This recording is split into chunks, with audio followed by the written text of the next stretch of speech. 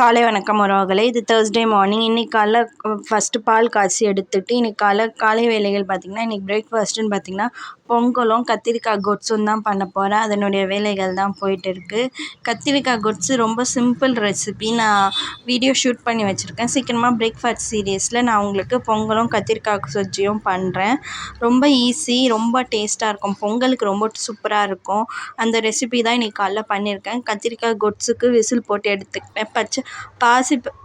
பாசிப்பருப்பும் பச்சரிசியும் ஈக்குவலாக எடுத்துப்பேன். இப்போ அரை கப்பு பாசிப்பருப்புனா அரை கப்பு பச்சரிசி ஈக்குவலாக எடுத்து அதை நல்லா வாஷ் பண்ணிவிட்டு பொங்கலும் ரெடி பண்ணி எடுத்துக்கிட்டேன். விசில் போட மாட்டேன். ஸ்டீம்லேயே ஒரு 10 to 15 மினிட்ஸ் ஸ்லோ ஃப்ளேமில் வச்சு எடுத்துப்பேன். இன்றைக்கி காலையில் பிரேக்ஃபாஸ்ட்டுன்னு பார்த்திங்கன்னா நம்ம வீட்டில் பொங்கல் அண்ட் தென் கத்திரிக்காய் கொட்ஸு தான் செஞ்சேன். இன்றைக்கி காலை வேலைகள் நம்ம வீட்டில் இப்படி தான் போயிட்டு இருக்குது.